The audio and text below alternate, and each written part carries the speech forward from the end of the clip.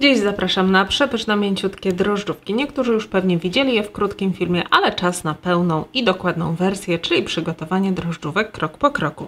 Zaczynam od rozczynu. Świeże drożdże mieszam z łyżką cukru, aż drożdże zrobią się płynne. Następnie dolewam około 1/3 szklanki ciepłego mleka i dodaję 2 pełne łyżki mąki. Składniki na rozczyn zawsze bierzemy z tych wcześniej odmierzonych do ciasta.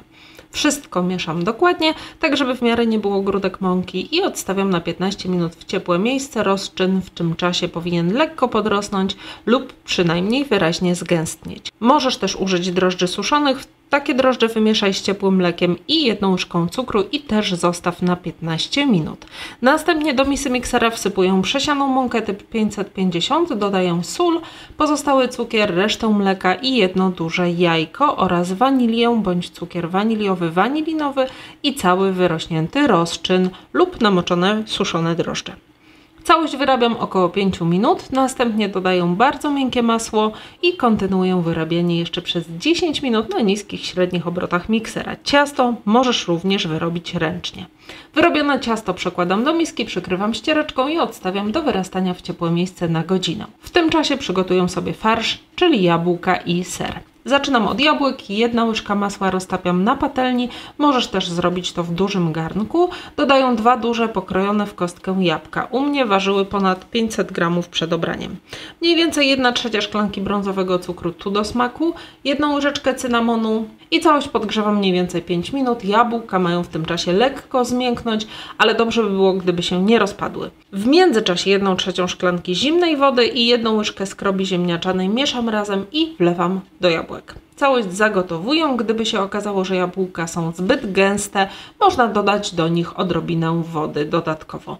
Po zagotowaniu wszystko odstawiam do przestudzenia. I jeszcze ser. Tutaj mam 200 g sera białego tłustego, dodaję cukier do smaku, pastę waniliową, może być też cukier waniliowy, wanilinowy i śmietankę 30%, około 100 g, można dać mniej, można trochę więcej. Jej ilość będzie uzależniona od konsystencji sera, czyli generalnie im bardziej zwarty, suchy ser, tym więcej śmietanki.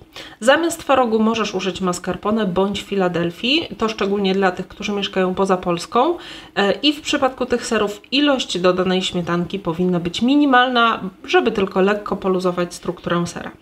Całość blenduję dokładnie i odstawiam na bok. Wyrośnięte ciasto wyjmuję na omączoną stolnicę, zagniatam lekko i dzielę na 9 równych części. U mnie wyszło tak po 80-90 g na każdą część. Następnie z każdego kawałka ciasta formuję okrągłą bułeczkę.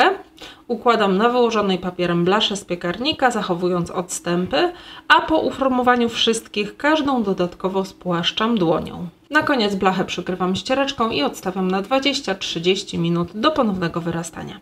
W międzyczasie jeszcze przygotuję kruszonkę, czyli 1 pełna łyżka miękkiego masła, 1 łyżka cukru i 3 łyżki mąki. Całość mieszam palcami, aż zrobią się grudki. Gdy bułeczki wyrosną, posypuję je cienką warstwą mąki, żeby się nie przykleiła szklanka i robię zagłębienie w środku, używając dna dużej szklanki. Można też użyć kubka.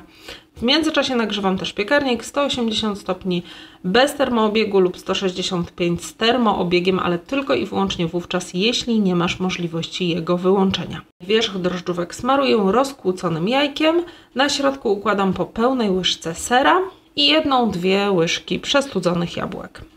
Całość posypuję kruszonką. Gotowe drożdżówki od razu wstawiam do nagrzanego piekarnika i piekę na drugim poziomie od dołu przez 25 do 30 minut. To już zależy od piekarnika. Po upieczeniu od razu wyjmuję je z piekarnika i zostawiam do przestudzenia.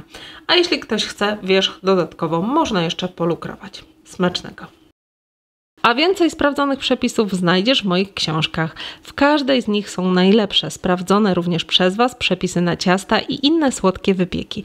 Do każdego przepisu są zdjęcia, dokładny opis przygotowania oraz film pokazujący wykonanie ciasta krok po kroku.